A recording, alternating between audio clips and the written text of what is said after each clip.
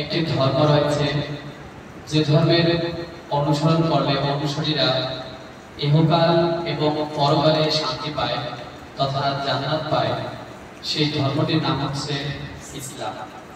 এই ইসলাম ধর্মটি 571 খ্রিস্টাব্দের পূর্বে এই ইসলাম ধর্মটি নামক ইসলাম ধর্মটি ছিল না। তখন ছিল শুধু জাহিলিয়াত, এমনকি অন্ধকার ছিল পুরো পৃথিবী ভরে গিয়েছিল। যখন আল্লাহ রাসূল সাল্লাল্লাহু আলাইহি ওয়াসাল্লাম 571 খ্রিস্টাব্দে জন্মগ্রহণ করেন, তখন থেকে এই ইসলামের সূচনা হয়। কিন্তু তখন পর্যন্ত যে ইসলামের দাওয়াত রয়েছে, প্রসার রয়েছে, এটা কিন্তু ব্যাপকভাবে এবং খোলামেলা এই ইসলামের দাওয়াত কিন্তু দেওয়া হয়নি। তো কখন থেকে ইসলামের দাওয়াত প্রকাশ্যভাবে দেওয়া হলো? যখন আল্লাহ রাসূল সাল্লাল্লাহু আলাইহি ওয়াসাল্লাম একদিন সাফা পাহাড়ের মধ্যে আগমন করলেন এবং কুরাইশ গোত্রের লোকদেরকে এক একজনের নাম ধরে ডাকলেন। যখন সবাই একত্রিত হলেন, তখন আল্লাহ রাসূল সাল্লাল্লাহু আলাইহি ওয়াসাল্লাম বললেন যে আমি যদি তোমাদেরকে একটা সংবাদ দেই যে এই পাহাড়ের পিছনে একটা শত্রু বাহিনী রয়েছে, তারা সেখানে অবস্থান করতেছে এবং কিছুক্ষণ পরে তোমাদেরকে আক্রমণ করবে, তাহলে তোমরা কি আমার এই কথাটাকে বিশ্বাস করবে?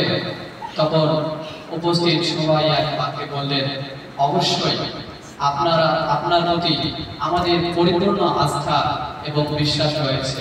এটা কিভাবে সম্ভব যে আপনার এত বড় একটা সংবাদকে আমরা মিথ্যা মনে করব? এটা কোনোভাবেই সম্ভব নয় যে আপনার এই সংবাদকে আমরা মিথ্যা মনে করব। এরপর আল্লাহ রাসূল সাল্লাল্লাহু আলাইহি ওয়াসাল্লাম বললেন, তোমরা যদি তোমাদের ভুল ধ্যান ধারণা এবং গলদ বিশ্বাসকে যদি তোমরা পরিত্যাগ না করো, তাহলে তোমরা জেনে রাখো অনিবার্য তোমাদের উপর আল্লাহর ধ্বংসের বাহিনী এসে তোমাদেরকে ধ্বংস করে দেবে। আমি হলাম সতর্ককারী। এরপর আল্লাহ রাসূল সাল্লাল্লাহু আলাইহি ওয়াসাল্লাম মক্কায় যখন দ্বীনের দাওয়াত দিতে লাগলেন, তখন আল্লাহ রাসূল সাল্লাল্লাহু আলাইহি ওয়াসাল্লাম লক্ষ্য করলেন যে এই মক্কার মধ্যে থেকে আমি ইসলামের দাওয়াত দিচ্ছি, কিন্তু ইসলামের দাওয়াতের কোনো প্রভাব পড়তেছে না। তো আল্লাহ রাসূল সাল্লাল্লাহু আলাইহি ওয়াসাল্লাম খেয়াল করলেন, হয়তো কোনো নিকটবর্তী গ্রামে গিয়ে আমার এই দাওয়াতের প্রসারের হয়তো কোনো একটা প্রভাব পড়বে, তাসীর পড়বে। তখন আল্লাহ রাসূল সাল্লাল্লাহু আলাইহি ওয়াসাল্লাম হযরত যায়েদ ইবনে খালিদ রাদিয়াল্লাহু তাআলা কে নিয়ে তায়েফে গমন করলেন। সেখানে গিয়ে আল্লাহ রাসূল সাল্লাল্লাহু আলাইহি ওয়াসাল্লাম সমস্ত লোককে দ্বীনের দাওয়াত দিতে শুরু করলেন। কিন্তু তায়েফের হতভাগারা তারা মক্কার কাফেরদের চেয়েও আল্লাহ রাসূল সাল্লাল্লাহু আলাইহি ওয়াসাল্লামকে বেশি কষ্ট দিতে লাগলেন। একদিন দুষ্ট কাফেরদেরকে ইঙ্গিত করা হলো, ফলে তারা রাস্তার দুই সাইডে তারা দাঁড়িয়ে গেল পাথর ভর্তি ব্যাগ নিয়ে।